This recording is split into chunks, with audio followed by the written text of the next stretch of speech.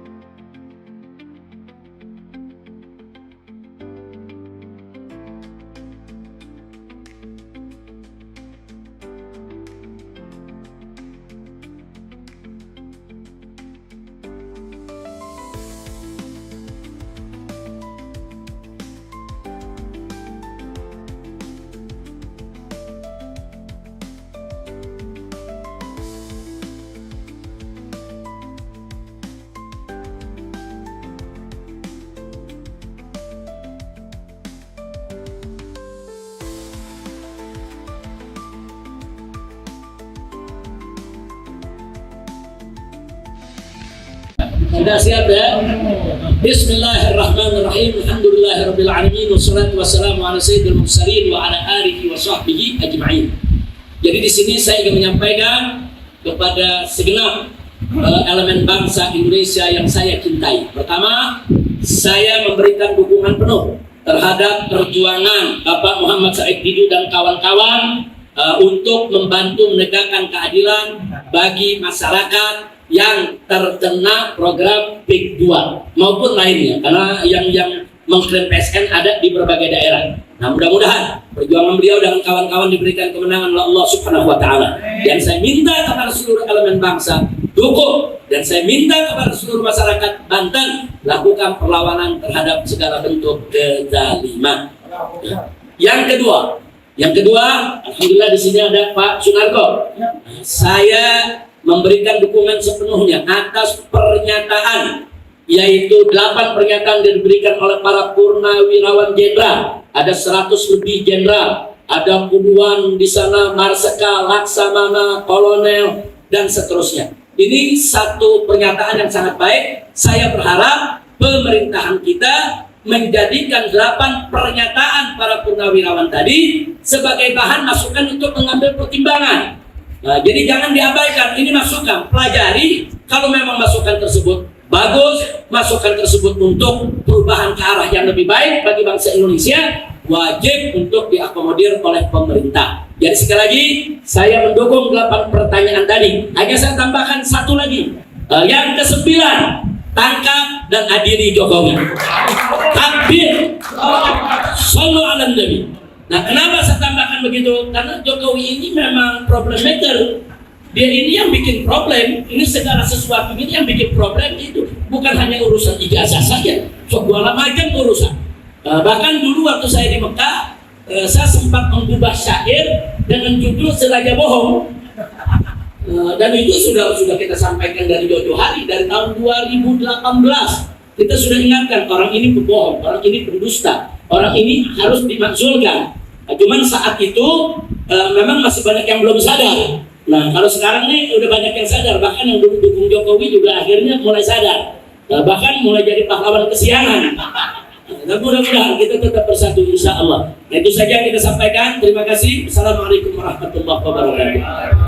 Sini ada Pak Said Muhammad Didu, begitu juga Pak Sunarko. Saya nggak perlu perkenalkan lagi Pak Marwan Batubara. Ini semua pejuang penegak keadilan. Nah, kita memang sangat-sangat ingin mendengar dari mereka tentang berbagai macam kasus menyangkut daripada hak-hak rakyat yang tertindas, untuk kita bisa menerima masukan-masukan yang kemudian masukan itu akan sangat berguna untuk menjadi pertimbangan kita dalam menyusun langkah ke depan. Nah, terima kasih. Kita langsung serahkan aja nih Pak Marwan dan kawan-kawan. Siapa dulu? Silakan. Assalamualaikum warahmatullahi wabarakatuh. Alhamdulillah. Jadi sedikit latar belakang bahwa sebetulnya yang sangat kami anggap penting untuk disampaikan kepada Habib itu adalah terkait dengan PSN PIK 2 dan hal-hal lain yang selama ini diperjuangkan oleh Pak Said. Jadi mungkin 2 bulan sebelum Ramadan kita sudah atur, sudah dapat tanggal, tiba-tiba Habib sakit waktu itu. Sampai akhir Ramadan, ya selama Ramadan juga, sampai juga akhir Ramadan itu Habib sakit. Tapi alhamdulillah hari ini bisa ketemu dan kami menganggap penting untuk Habib itu mendengar langsung masalah PSN PIK 2 dan PSN lain itu dari Pak Said. Itu hal yang paling pokok. Nah, dan alhamdulillah hari ini bisa, nanti Pak Said akan menyampaikan apa hal-hal yang saya kira perlu kita perjuangkan bersama, yang perlu dipahami oleh Habib dari Pak Said. Nah, yang kedua, yang terakhir, saya kira secara umum memang kasus PIK 2 ini sudah tidak tercantum dalam Perpres nomor 12 2025. Sudah bukan PSN. Praktek secara administratif di pemerintahan. Jadi ini bukan PSN lagi, tapi praktek di lapangan itu masih seperti proyek ini adalah proyek PSN. Oligarki aguan yang didukung oleh rezim sampai yang sekarang berkuasa pun masih tidak berdaya untuk menghentikan. Padahal kezoliman itu sudah nyata dan banyak korban. Ada rakyat yang meninggal, ada yang ditindas, ada yang sertifikatnya diambil belum dilunasi, ada yang diklaim oleh perorangan, misalnya ini punya perorangan tapi diambil begitu saja dengan atas nama PSN dulu dan sekarang ini tidak dikembalikan. Nah, karena itu saya kira kita sudah bersuara sebetulnya kepada Presiden, dan saya berulang-ulang mengatakan Pak Prabowo waktu baru dilantik itu memang menunjukkan niat, ya, katanya salah satu yang kita ingat itu adalah tidak boleh ada negara dalam negara. Ini membuat kita bersemangat karena kita menganggap PSN PIK 2 itu adalah negara PIK 2. Praktiknya seperti itu, dan itu sudah terjadi di PIK 1 misalnya. Tapi yang dilakukan Pak Prabowo setelah pidato itu, saya anggap ini lebih kepada bagaimana supaya kelihatannya ada proses hukum dan sebagainya, tapi dalam praktek itu bukan untuk menuntaskan masalah hukumnya, tapi meniti di atas bui supaya proyek ini tetap jalan, aguan tetap aman, tapi tanpa peduli bahwa proses hukum ini sudah dijalankan atau tidak. Itulah yang ada. Nah, karena itulah saya kira kita berkali-kali datang ke Banten, ke Serang, atau ke Kohot, ke Muncung misalnya, untuk mengajak rakyat melakukan perlawanan.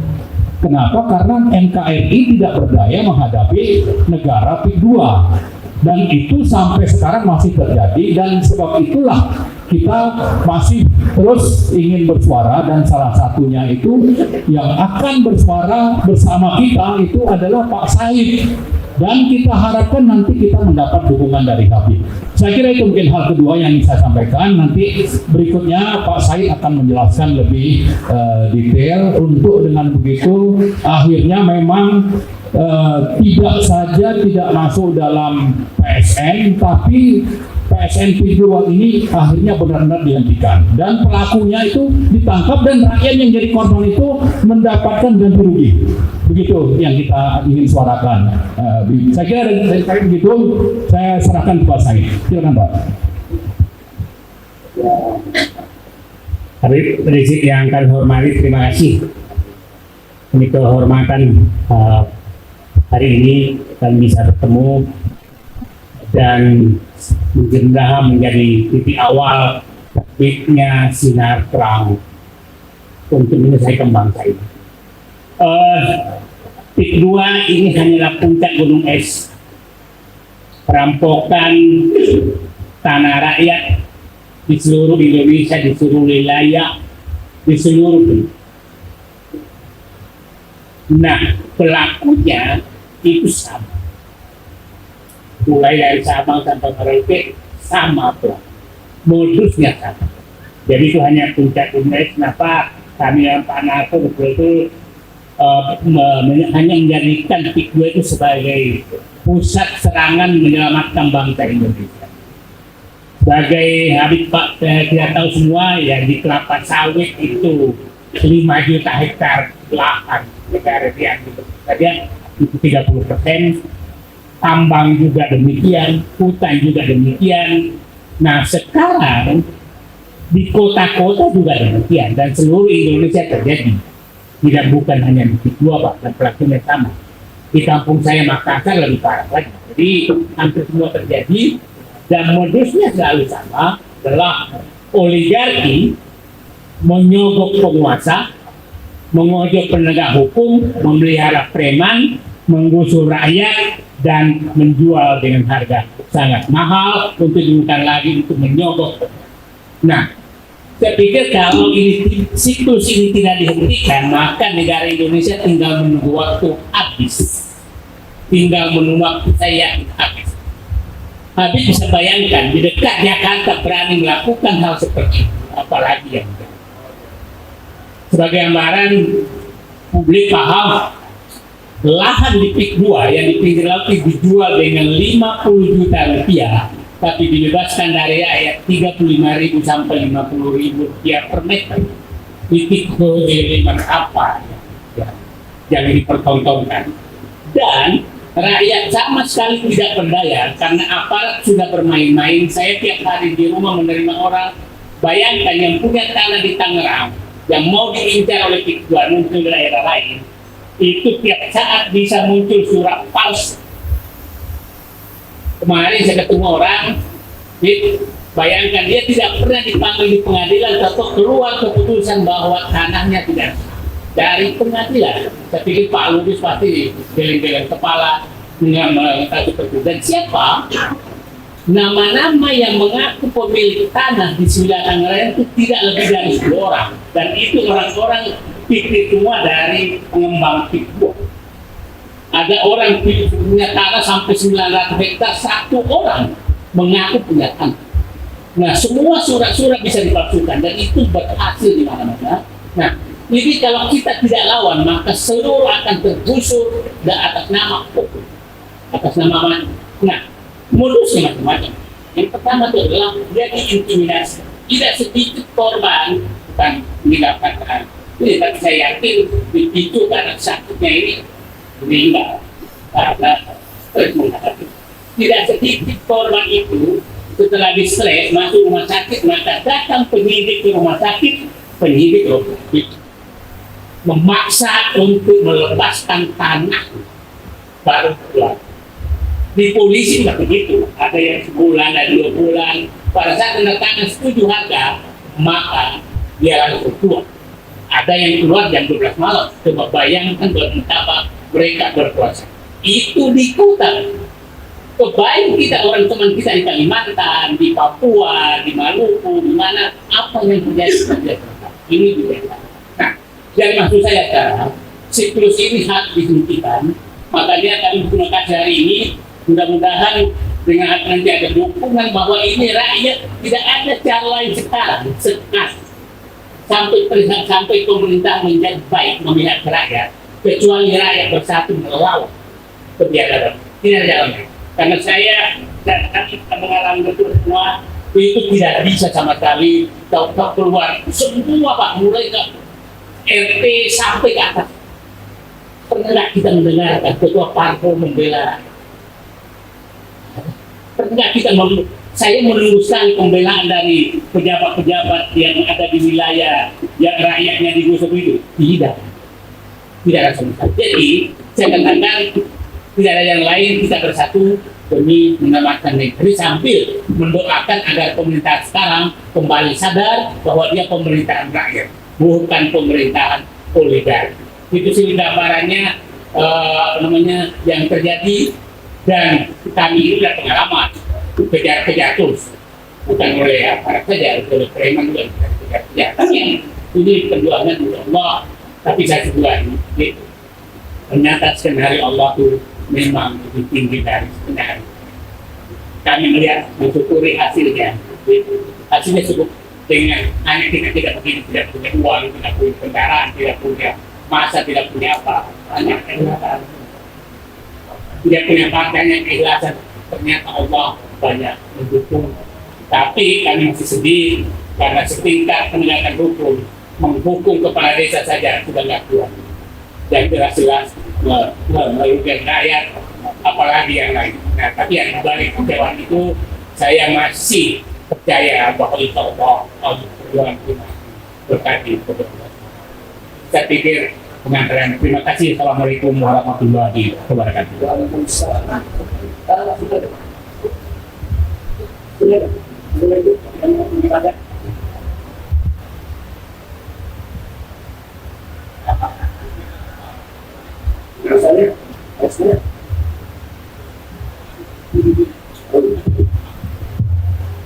Jazakumullahu khairan jazaa. Terima kasih banyak. Kita sudah sama dengarkan barusan yang dipaparkan oleh orang tua kita, Bapak Muhammad Said Dijuah Hafizahullah Ta'ala warahmatullahi. Singkat, padat, ringkas, jelas. Jadi Pak Said memang selama ini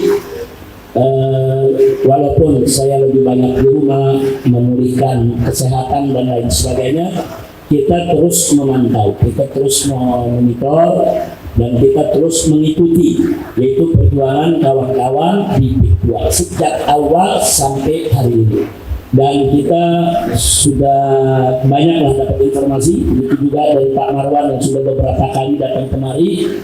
Jadi iya, ini memang perjuangan yang luar biasa, dan memang kewajiban kita bersama untuk membela rakyat yang tertindas. Ini bukan hanya kewajiban Pak Said, ini bukan hanya kewajiban Pak Marwan atau kewajiban Pak Sunarto, ini kewajiban kita semua. Dan dari dulu saya selalu menyampaikan ke ormas-ormas Islam, khususnya Tripilar, yaitu Front Persaudaraan Islam, begitu juga GNPF Ulama, dan juga Persada 212, supaya ikut peduli dan ikut memberikan dukungan yang real, nyata di lapangan terhadap perjuangan Pak Said dan kawan-kawan. Nah, Pak Said juga perlu tahu, kita berikan sedikit informasi, sebetulnya kelakuan perilaku daripada oligarki yang terkait dengan PIK 2 ini sebelum ada isu PSN dari 2018. Nah, 2018 itu sebetulnya sudah terjadi konflik, banyak dana masyarakat yang diambil, yang tidak dibayar sebagaimana mestinya, dan dulu FPI yang ada di Maut, yang ada di Kronjo, yang ada di Tangerang, sebetulnya sudah bergerak membantu masyarakat untuk mendapatkan haknya. Itu dari 2018. Sebetulnya pembebasan itu sudah terjadi dari 2018. Hanya saja dulu belum ada isu PSN-nya. Nah, jadi dan kezaliman itu sudah terjadi dari 2018. Nah, tapi memang setelah ada isu PSN dan mereka mengklaim ini bagian daripada proyek strategis nasional, kezaliman itu makin berlipat-lipat, makin bertambah-tambah. Kenapa? Karena mereka seolah-olah punya payung. Nah, dengan nama PSN tadi, jadi meletakkan harga seenaknya, ngambil seenaknya. Apalagi real, memang di sini ada pejabat-pejabat yang terlibat. Jadi untuk itu, pertama, saya secara pribadi maupun atas nama kawan-kawan di Tripilar memberikan apresiasi, penghargaan untuk Bapak Muhammad Said Didu dan kawan-kawan yang selama ini jatuh bangun menyuarakan suara masyarakat yang terzalimi akibat proyek PIK 2. Nah, itu yang pertama, kita ingin memberikan apresiasi dulu. Kemudian yang kedua, kita ingin sampaikan bahwa kita mendukung sepenuhnya yaitu perjuangan daripada masyarakat yang terdalimi yaitu di PIK 2 sana, dan kita siap untuk memberikan bantuan apapun yang dibutuhkan. Di sini ada Pak Aziz Yanwar. Pak Aziz ini adalah ketua advokat Persaudaraan Islam, ketua advokat FPI, yang memang selama ini kita tugaskan beliau untuk terus memantau apa-apa perkembangan yang ada di PIK 2 sana. Begitu juga di ujung sana ada Habib Ali Alatas. Habib Ali ini sekjen FPI. Nah, ini sengaja kita minta hadir untuk bisa mendengar langsung, dan perlu diketahui juga kita sudah instruksikan sebetulnya di DPP FPI Pusat kepada FPI Banten, nah untuk bisa terlibat. Hanya memang kelihatannya koordinasinya belum maksimal, Habib Ali. Koordinasinya belum maksimal, konsolidasinya belum maksimal, tapi secara umum FPI Provinsi Banten punya perhatian dan siap untuk memberikan apakah itu bantuan hukum ataupun bantuan lainnya agar rakyat di sana bisa menerima kembali hak-haknya. Insya Allah. Itu kedua yang ingin saya sampaikan. Dan yang ketiga, saya sudah sampaikan ke Pak Marwan, silakan untuk terus komunikasi, koordinasi dengan kawan-kawan FPI, baik yang di Banten maupun di pusat. Baik bisa lewat sekjennya. Nah, bagaimana kita bisa membangun koordinasi yang baik, komunikasi yang baik untuk kita bisa betul-betul menyelesaikan persoalan tersebut. Karena memang walaupun katanya PSN sudah tidak disebutkan lagi dalam Kepres yang tadi disebutkan, memang fakta di lapangan kezaliman masih terjadi. Dan betul pemikiran Pak Muhammad Said Didu, kalau yang ada di sekitar Jakarta saja, kota besar, orang bisa ditindas begitu, bagaimana yang ada di daerah jauh, bagaimana di Kalimantan, bagaimana di Sulawesi, bagaimana di Papua. Nah, jadi bukan kita menuduh, tapi memang real faktanya seperti itu. Nah, jadi sama perjuangan Pak Said, teruskan, kita dukung, dan insya Allah mungkin kalau diperlukan Habib Ali beri masukan ke FPI di Banten, kalau diperlukan kita bikin acara besar-besaran di sana, seperti katakanlah apakah itu tapet akbar atau istighosa untuk pencerahan kepada masyarakat. Nah, kita undang nanti dai-dai, ustaz-ustaz, penceramah-penceramah yang betul-betul menguasai persoalan dan bisa memberikan motivasi. Nah, insya Allah, selama saya sehat, tidak ada halangan. Cuma jangan sampai begitu bikin acara istri melahirkan. Sebab lagi nunggu hari, tapi insya Allah kita hadir. Insya Allah, yang penting dikomunikasikan, dikoordinasikan dengan baik. Begitu, Habib Ali. Nanti bahkan kita akan ajak Imam FPI Pusat, pimpinan FPI Banten. Nah itu insya Allah. Yang penting semua diatur dengan baik, semua diatur dengan elegan, dan kita akan ajak masyarakat yang ada untuk pencerahan dan penyadaran. Insya Allah itu yang bisa kita sampaikan. Jadi ini di sini juga ada beberapa wartawan, disebarluaskan saja untuk seluruh masyarakat yang ada di Banten sana. Jangan biarkan diri kita tertindas, jangan biarkan diri kita dizalimi. Bangkit melawan, ya, kezaliman harus dilawan. Takbir, sallu ala nabi. Nah itu yang bisa kita sampaikan. Ada catatan lagi tambahan? Nah, begitu cukup ya, insya Allah nanti kita koordinasikan lebih lanjut lagi. Kalau ada hal-hal yang mau didiskusikan secara lebih khusus, nanti kita sediakan waktu, insya Allah.